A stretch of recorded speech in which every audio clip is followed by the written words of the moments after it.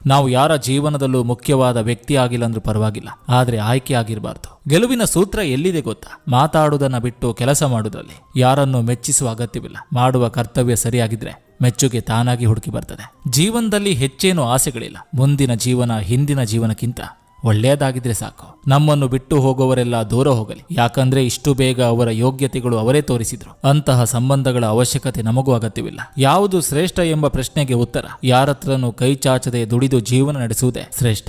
ನಡೆದು ಬಂದ ದಾರಿ ಎಂದಿಗೂ ಮರೆಯದಿರು. ಕೋಪ ಅದು ವೇಗವಾಗಿ ಬಂದು ಒಳ್ಳೆತನವನ್ನು ಕ್ಷಣದಲ್ಲಿ ನಾಶ ಮಾಡಿಬಿಡ್ತದೆ. ತಾಳ್ಮೆ ಅನ್ನೋದು ತಡವಾಗಿ ಬಂದು ಒಳ್ಳೆತನವನ್ನು ಶಾಶ್ವತವಾಗಿ ಉಳಿಯುವಂತೆ ಮಾಡ್ತದೆ. ಬಂದಿದ್ದು ಬರಲಿ ಅಂತ ಮುಂದೆ ನಡೆದು ನೋಡು. ನಿನ್ನ ಪಾಲಿಗೆ ಮುಳ್ಳು ಕೂಡ ಹೂವಾಗಿ ಬದಲಾಗ್ತದೆ. ಆದರೆ ಒಳ್ಳೆಯ ಉದ್ದೇಶ ಇರಲಿ ಅಷ್ಟೇ. 100 ಗುರುಗಳು ಸೇರಿ ಕಲಿಸಲಾಗದಷ್ಟು ನಮ್ಮ ಜೀವನದಲ್ಲಿ ಒಂದೇ ಒಂದು ಶಕ್ತಿ ಕಲಿಸ್ತದೆ, ಅದು ಸಮಯ. ಜೀವನ ಅಂದ್ರೆ ಏನು? ಎಲ್ಲೋ ಹುಟ್ಟುವುದು, ಎಲ್ಲೋ ಸಾಯುವುದು, ನಡುವೆ ಯಾರ್ಯಾರೋ